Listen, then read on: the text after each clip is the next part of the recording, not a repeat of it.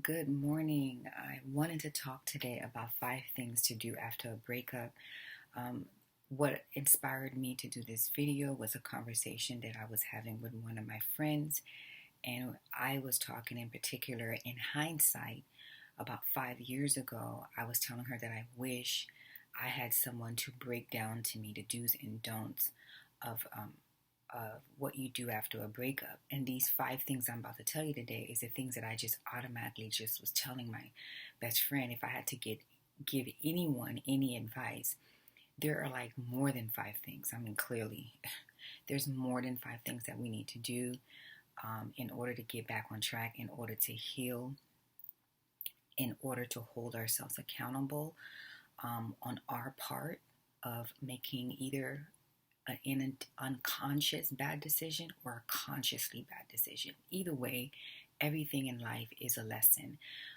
I don't believe things happen to us because we're bad people. I believe things happen to us so that we can grow and learn and be the best versions of ourselves.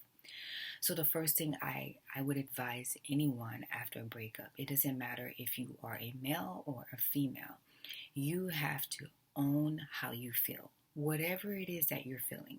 If you're feeling angry, you're feeling anxious, you're feeling upset, you're feeling betrayed, you're feeling that your loyalty was broken, you're feeling painful, whatever it is that you feel, you have to own it. Own it and feel it. That's very important because the opposite of not owning it is suppression.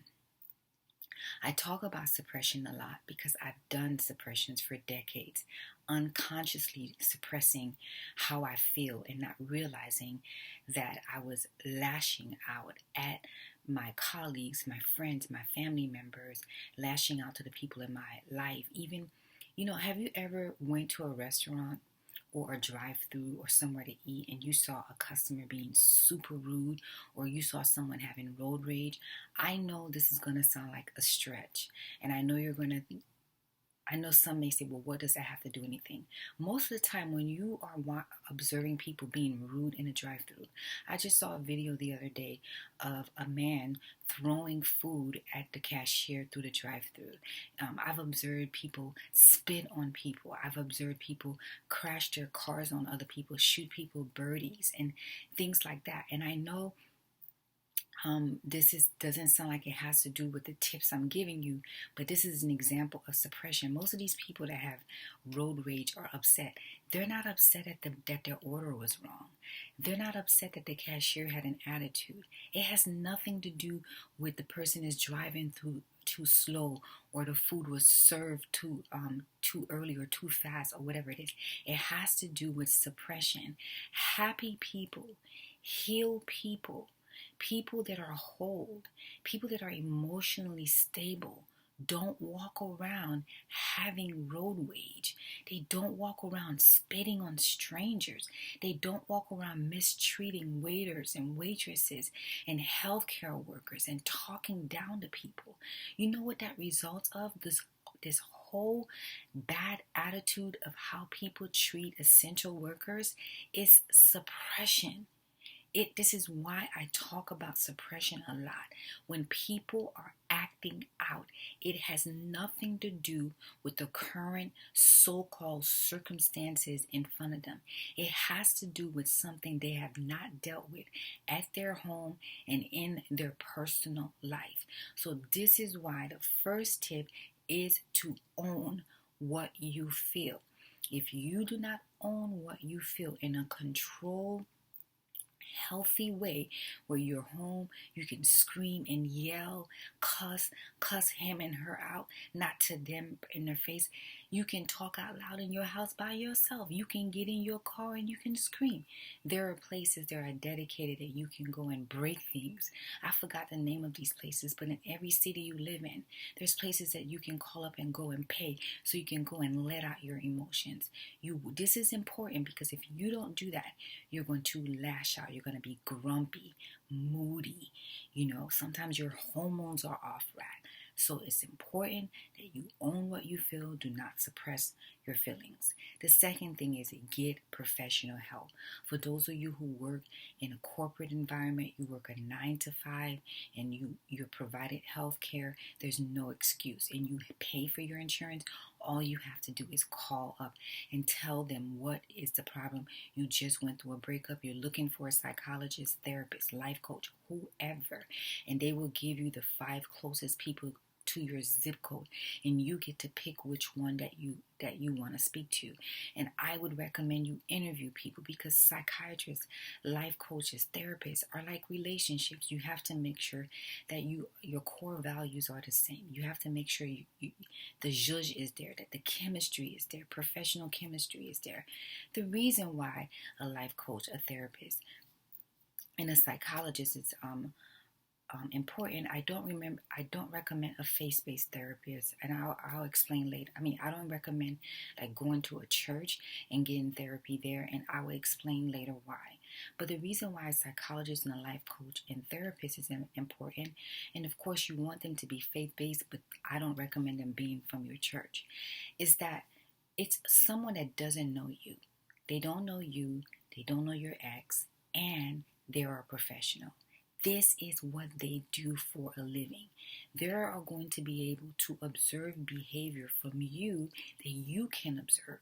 They're going to be able to give you an unbiased assessment overall of accountabilities that you would need to take, or areas that you need to grow in, or areas that you didn't do anything wrong. It is important. The healing process cannot be done without outside party observation or constructive criticism.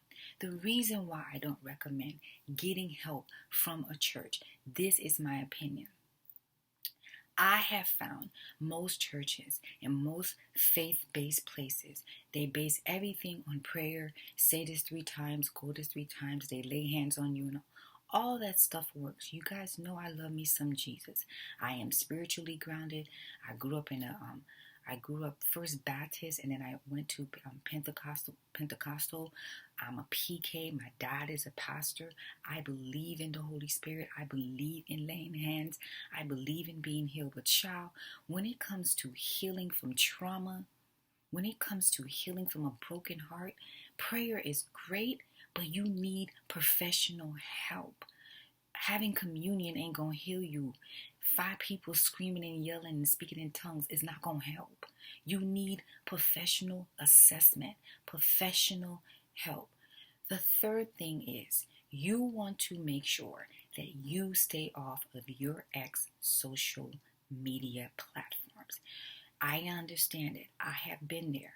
5 years ago, I stalked my ex like no tomorrow on social media. I did not stop until I sat in a therapist chair and my therapist told me to stop doing it and explained to me why. It's like opening up, it's like a wound healing. The wound's healing halfway, and then you go on your ex's page and you reopen the wound. It's like a dog going back to their vomit to eat their vomit. You cannot heal going backwards.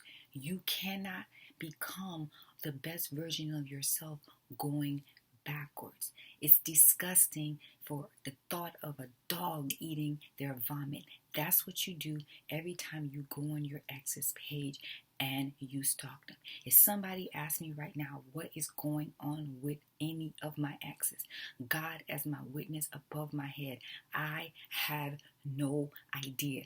I cannot remember the last time I have been on any of my exes page. They're all are blocked. They're blocked on my cell phone. They're blocked on social media platform. There's only one ex that I contacted, and that was for legal reasons because of the book that I read. I wrote. He was in the book, in a screen.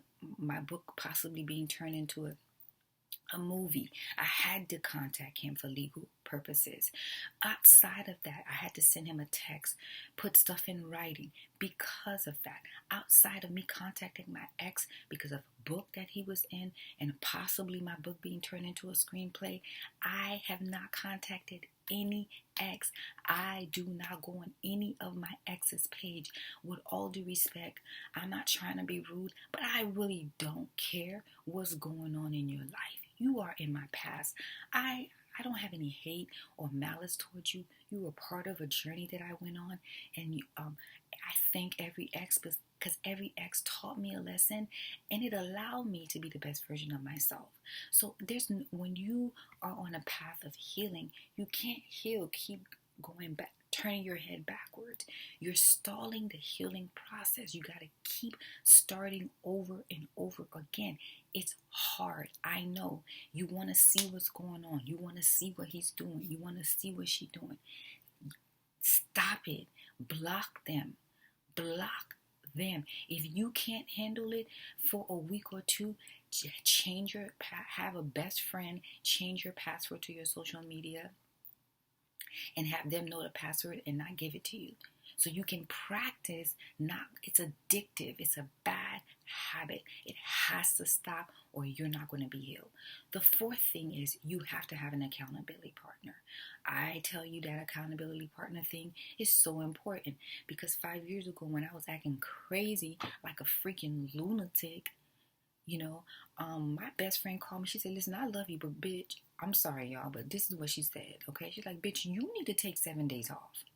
I'm like, I just started this job. She said, no, you're lashing out with me. You're grumpy. You have an attitude, and you need to take time off and get some help. Get up, make an appointment with a psychologist. Clean your house. Go to a spa. Take a walk. Go work out. Go scream. Go yell, and do whatever you have to do. She goes, these are the things that you're gonna do, and I'm gonna call you, and I'm gonna follow up with you, and ask you if you did these things, and I would appreciate it if you can tell your psychiatrist about me so we can both hold you accountable. Guys, real talk. This is my BFF. She called me on my crap. And I went to my boss. I had just started this job on August 10th of 2015. The breakup happened August 31st of 2015. I went to ask my boss, a new employee who hasn't been there for 90 days, to take time off in September I think it was around Labor Day, I can't remember. I had to take time off. My best friend, this is why it's important to have an accountability partner. I took time off. She followed up on me. I told my therapist, of course, I had to sign, there's things that you have to sign to allow people to have access to your therapist. But having my therapist and her just helping me and holding me accountable helped me get back on track. Because guys, I was cuckoo, loony. And what I realized during the breakup is that I was grieving over the thought of the relationship I thought I had, not the reality of the relationship I had. I wasn't in love, child. I was infatuated. I was in love with the idea of being in love. I was in love with the possibility of what it could be. So I was grieving of something that it never was.